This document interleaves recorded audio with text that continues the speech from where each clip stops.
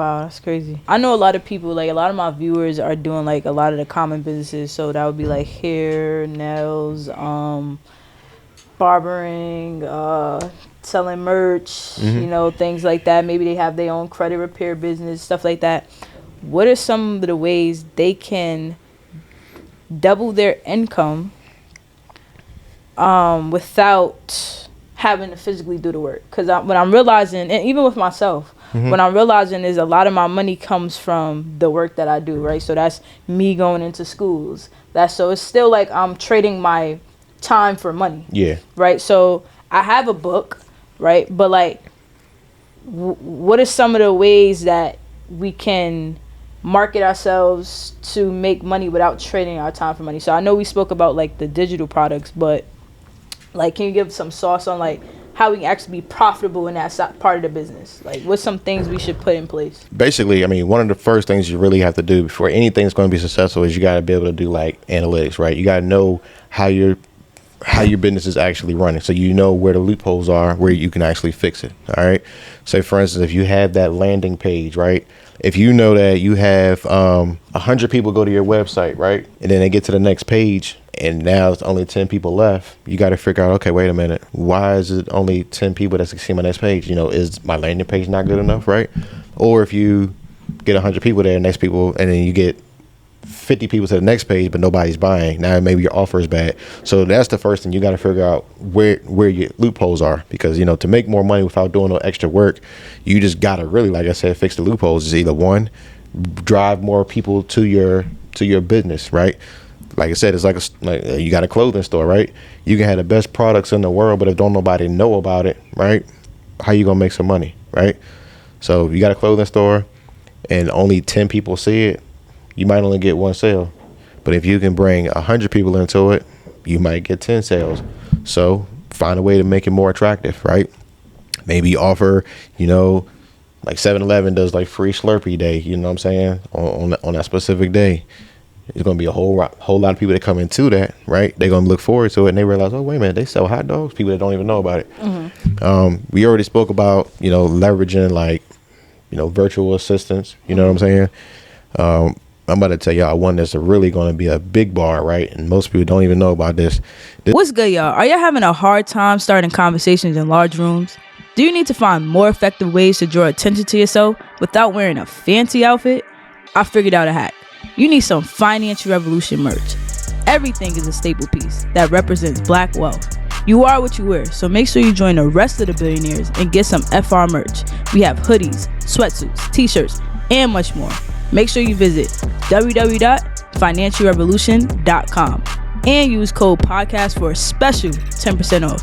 Again, go to www.financialrevolutionn.com and use code podcast for a special 10% off. Let's get it, y'all. This is what I call the middleman strategy. All right. So say, for instance, you want to say you decide you want to build websites for somebody, right? Yeah. You don't even physically have to even know how to even build a website, right? You can just know that I want to do this because I can charge people $1,000, right? Charge people $1,000. You can go to a website like Fiverr or Upwork, and they will do it for, say, $200, right? And it's a fact. Client already paid you $1,000. You giving them $200, right? They're doing the work. So therefore, even if they mess up and the client doesn't like it, they're the one doing all the revisions, right? So say you did, it took them 2 days to do the website. You made $800, and all you did was basically send a text or an email with what they want, the colors, and you don't even know what a funnel is. You don't even know what none of this stuff is. And you say you did that on Monday, Wednesday, and Friday. Monday, Wednesday, Friday. What's that? $2,400, 8, 16, 24, $24 in a week, right? 2 weeks, that's $4,800. That's what, $9,600 in a month, basically $10,000 a month. Wow. And that's leveraging other people. And the other thing you can also do too, lower your advertisement costs, right? If you're doing paid traffic, leverage doing organic traffic. Take things, you're on a podcast, put your content out, leverage other people's audiences, right? Yeah, you bring people in through paid traffic and then use your organic traffic to nurture them, right? That don't cost you no additional money. Just post. All you gotta do is push the post button. That's a fact. I definitely agree with the middleman strategy. That's what I've been getting into. Like, I just ran a play where I charged somebody about like $5,000 to do something, but it cost me $2,000 to get done. Yeah. And I was just the middleman in between, and I got that check in between. Yeah. Yeah. So I'm gonna start doing that. But then sometimes I feel a little bad because I'm like, dang, should I just tell them they can get it for cheaper? No. This is what happens every single day. Listen, you know what I came with this idea? So when I was selling my last house, right? I had a dog, right? My dog scratched up the floors. I had a pit bull, right?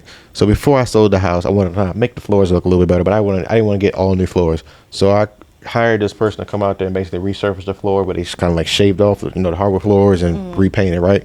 So the guy came out to the house and he was like, okay, yeah, I can go and get this done. It's going to cost, let's say $3,000. So I'm like, okay, cool. Paid the man $3,000. I'm thinking he going to be back. He said, all right, we're going to see tomorrow. I'm thinking I'm going to see him.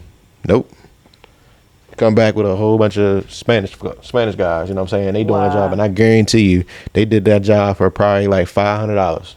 Wow. You know what I'm saying? And it's just, like I said, it just makes sense. And then this other guy, he was telling me that he does the same thing, but he does it in roofing. He'll go out there, he'll measure up a customer's roof, and he might say, hey, it's going to cost you $10,000. Now they're going out there and they bidding on people's jobs and say, hey, I had this job right here. Who wants it? Do y'all want it? Who wants it? We're going to take the job. And if they don't have no work. And okay, we'll take it for $2,000. They charge the client $10,000. They done made like all this money. So I was like, why not leverage this? But I figured out how to bring that into the physical world, like you got to physically be there, into the digital product world. Yeah. And it's the same way. And me, honestly, I got my VAs. I have VAs that I only pay $400 a month for, but other clients come to me and they want VAs in their business. I charge them $800, so I'm making $400. Do ads really help make money? That's the fastest way to grow. I run ads